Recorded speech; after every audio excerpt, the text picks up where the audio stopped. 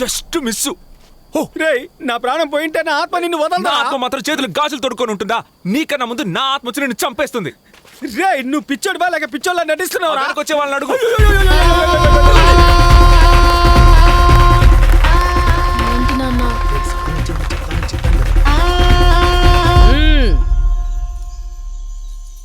అందరూ కళ్ళు మూసుకొని యముణ్ణి వేడుకోండి.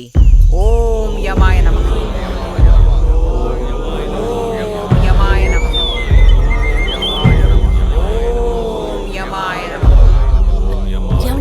చూడండి.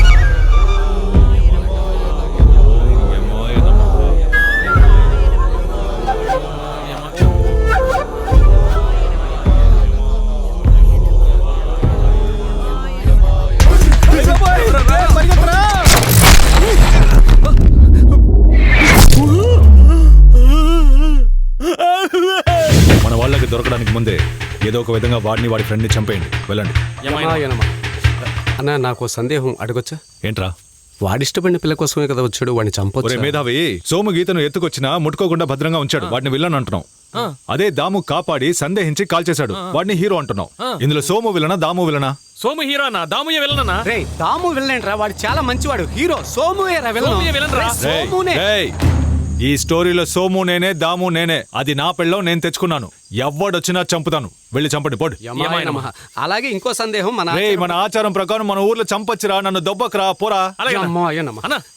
రే నువ్వు ఇలా రా, ఇలా వచ్చి నుంచో. ఎందుకన్నా? బందోబస్తుకి. సూపర్ అన్నా.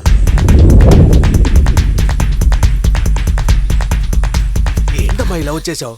అక్కడ మీ అమ్మ కోపడుతుంది. రామ్మ వెళదాం, పెద్ద గొడవ ఎట్టుంది. అసలు ఇక్కడ ఏం జరుగుతోంది నాన్న? హరీష్ వాళ్ళు ఈ ఊరిని ఎలా కనిపెట్టగలిగారు? ఎవరు నాన్న ఆ యముడు? ఎందుకు అతనికి నాకు పెళ్లి చేయాలని చూస్తున్నారు? కనీసం నువ్వైనా ఏం జరుగుతుందో చెప్పు నాన్న. అంత సమయం వచ్చినప్పుడు చెప్తానమ్మా, నువ్వు రా వెళదాం. అక్కడ పిల్లిగడ్డం బుద్ధి లేదా నీకు? నా కోసం వచ్చిన వాళ్ళు ప్రాణాలు అరచేతుల్లో పెట్టుకుని పరిగెడుతున్నారు. ఎవరితోనో నాకు నిశ్చితార్థం జరుగుతోంది. నువ్వేంట్రా అంటే అమ్మ కోపడుతుందంటున్నావు, సమయం వచ్చినప్పుడు చెప్తానంటున్నావు. మర్యాదగా చెప్పు ఏం జరుగుతుందో, లేదా ఈ రాయితో నీ బుర్ర పగిలికొని చంపేస్తాను. చెప్పాల్సిన సమయం వచ్చినట్టుంది, నేను చెప్పేస్తానమ్మా. చెప్పు. 25 సంవత్సరాల క్రితం నేను మీ అమ్మ లవ్ మ్యారేజ్ చేసుకున్నాం. తన కులం ఏదో ఊరేదో ఏమీ చెప్పలేదు, నేను అడగలేదు. పెళ్ళైన 8 సంవత్సరాలకి అప్పుడు నీకు 10 ఏళ్ళు ఉంటాయనుకుంటా.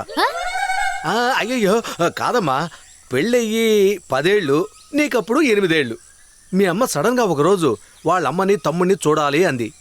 సరే పాపం, వాళ్ళ అమ్మని తమ్ముడిని చూడటం న్యాయమైన ఎమోషనే కదా. మనం కూడా వాళ్ళిద్దరిని చూసినట్టుంటుందని మీ అమ్మని ఇక్కడికి తీసుకొచ్చాను. ఇక్కడికి వచ్చి చూస్తే ఊరే డిఫరెంట్గా ఉంది. కరెంటు లేదు, ఫోన్ లేదు. ఇక్కడ ఇలాంటి ఊరుందని ప్రపంచానికే తెలియదు. యముణ్ణి కులదైవం అంటున్నారు, దొంగతనమే కులవృత్తి అంటున్నారు. ఒకే పేరుతో కొండ పైన ఒక ఊరుంది, కొండ కింద ఒక ఊరుంది. పై ఊరు వాళ్ళు దొంగిలించిన బంగారాన్ని కరిగించి మేలిం బంగారంగా మార్చి కింద ఊరు వాళ్ళకి ఇస్తారు. వాళ్ళు వీళ్ళకి కావాల్సిన ఆహార పదార్థాలు, ఇతర వస్తువులు పంపిస్తారు. పై ఊరు వాళ్ళు దొంగతనం చేస్తారు, కింద ఊరు వాళ్ళు వీళ్ళ తరఫున పోలీస్ స్టేషన్లో సంతకాలు పెడతారు.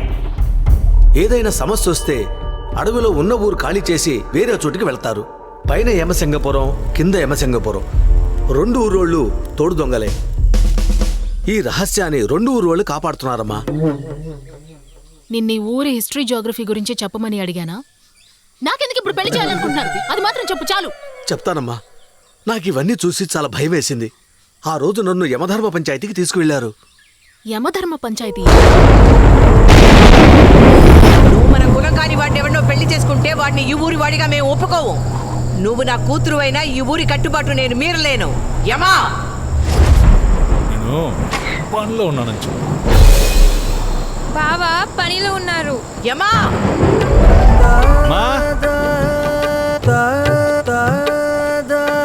వీడికి మన ఊరు ఇక్కడ ఉందనే విషయం తెలిసింది. వెంటనే వీడి తల నరికి రక్తాన్ని పట్టుకెళ్లి యముడికి అభిషేకం చేయి. వాట్ ఈస్ యువర్ నేమ్ బావా? రాజేంద్ర. మా బావని చూస్తే పాప అనిపిస్తోంది, పైగా అక్కకి మొగుడైపోయాడు. తల నరకొద్దు. పైగా నువ్వు ఆశపడట్టు ఊరు రహస్యం చెప్పకుండా ఉండడానికి కళ్ళు తీసి నాలుగు కోసి ప్రాణాలతో వదిలేద్దాం. నీకు ఓకేనా బావా? ఏ యమా, ఆయన చదువులేని వాడు అనుకుంటున్నావా? పెద్ద ఆడిటర్, చదువుకున్నవారు. ఇటువంటి ఊరుందనే రహస్యాన్ని చేత్తో రాసి చూపిస్తే ఏం చేయగలరా? అక్క చాలా తెలివింది కదా. అవును బావా. పోనీ ఒక పని చేద్దాం, కళ్ళు తీసి నాలుగు కోసి చేతులు రెండు నరికేద్దాం. ఈ లెక్క కరెక్ట్ కదా అక్క? వీల్లేదు, వాడి తల నరికి బలి ఇవ్వాల్సిందే. అదే సరైంది. అమ్మా వద్దమ్మా, పాపం. మనం కళ్ళు తీసి నాలుగు కోసి చేతులు నరికి క్షమించి వదిలేద్దామా? ఎక్కడో బతుకుతారు. ఈడొకడు. యమరాజమ్మ, దీనికోసం ఎందుకు ఇన్ని మాటలు? మన ఊరి ఆచారం ప్రకారం యముడి దగ్గరికి వెళితే తల నరకడమా నాలుక కొయ్యడమా అనేది ఆయనే మనకు చెప్తాడు. ఆపు, నీ ఏడుపు చూడలేకపోతున్నావు. బతికే ఉన్నావుగా, చావలేదుగా. ఆ తర్వాత ఏమైందో చెప్పు. ఆ తర్వాత ఊరు వాళ్ళందరూ కలిసి మాట్లాడుకొని యముడిని ప్రార్థించి చివరికి ఒక నిర్ణయానికి వచ్చారు. యముడు నాకు 2 ఆప్షన్లు ఇచ్చాడు. ఆప్షన్ ఏ, రాజేంద్ర తల నరికి యముడికి నైవేద్యం పెట్టడం. ఆప్షన్ బి, రాజేంద్ర కూతురిని నా కొడుకుకిచ్చి పెళ్లి చేసి అతన్ని బియ్యంకుడిని చేసుకుని అతన్ని కూడా ఈ ఊరి వాడిని చేయడం. ఇప్పుడు చెప్పు, ఆప్షన్ ఏ కావాలా, ఆప్షన్ బి కావాలా? అయ్యమా బియ్యమా? Choice is yours.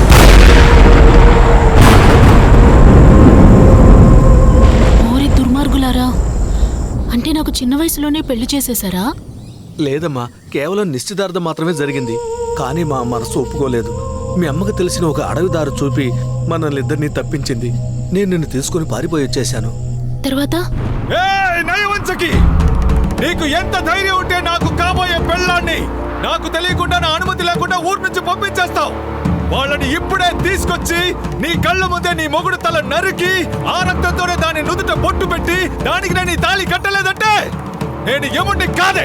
ఏయ్, నువ్వే గనుక నిజంగా మగాడివైతే నేను ఊరికి వెళ్ళిన తర్వాత నన్ను మీరి నాకు తెలియకుండా నా బిడ్డను ఎత్తుకురారా. నేనే దగ్గరుండి నా కూతురికి నీకు పెళ్లి చేస్తాను. ఇది ఆ యముడి మీద ఒట్టురా. యముడి మీద ఒట్టేస్తావా? ఇప్పుడు చెప్తున్నాను, నువ్వు ఊరికెళ్ళిన తర్వాత నీకు తెలియకుండా నా పెళ్ళాన్ని ఎత్తుకొచ్చి నీ చేత తాళి అందుకుని దాని బెడ్లో నేను కడతానే. ఇది కూడా యముడి మీద ఒట్టు. అంతవరకు ఏ ఆడదాన్ని తాకడు, కన్నెత్తి చూడడు.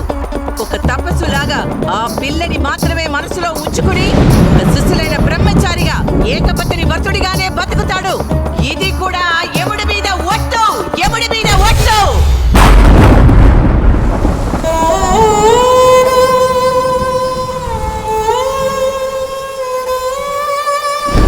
అంతవరకు ఏ ఆడదాన్ని తాకడు, కన్నెత్తి చూడడు.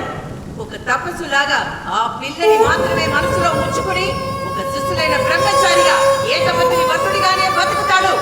ఇది కూడా ఆ యముడి మీద ఒట్టు, యముడి మీద ఒట్టు.